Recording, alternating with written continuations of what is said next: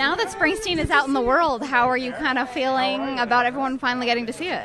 Well, I'm of two minds. I love the response of people who have been incredibly moved or touched by the film and who have felt motivated to reconnect with a loved one maybe that they had been estranged from.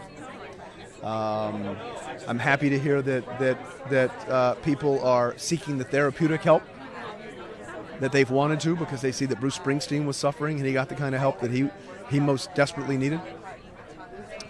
If I'm being honest, I wish more people were coming to the movies. I think there are a lot of reasons why they aren't coming, and I think there are things that we can do to make sure that their viewing experience is more pleasurable. And it's dispiriting, I have to say. If a movie isn't a sequel or a prequel, or if it isn't raining concrete or glass, it's hard to get them out. And I have to think fewer ads bombarding them prior to the screening starting, longer windows so that they don't say to themselves, oh, well, this is going to be in my home in 2 weeks. Lower ticket prices, varying ticket prices during the week. It's expensive to get a sitter and for parking and tickets and concessions. So I understand that.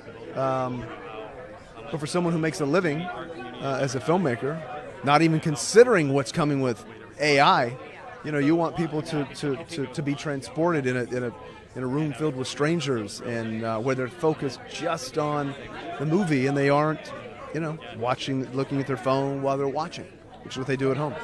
It's not the same experience. And it's a problem that many of the movies that are being celebrated this season and kind of here tonight have had similar box office problems. So, how much do you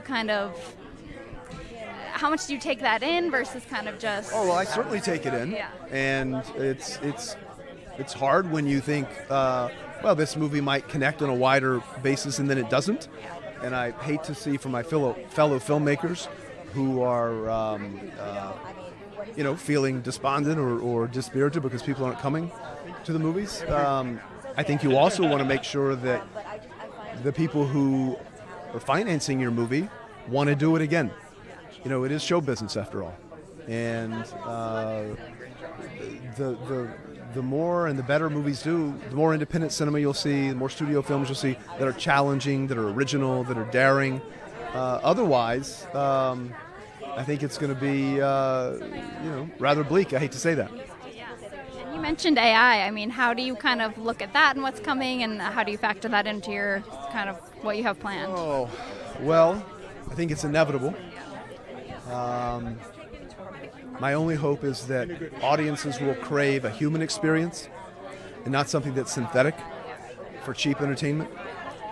Look, I imagine when in the mid-19th century when people were painting and then photography comes in, later in the century, they can both exist, right? And they have for centuries. That's, I think, the most positive look. Maybe there are tools that we can use to make filmmaking cheaper, but also keeping it incredibly human. I'm a pretty analog guy. If you've seen my movies, they certainly feel like, I hope that they come from a different era, but it's a wave that's creeping in and I see it. It's starting to come around my ankles and I know it's only going to rise.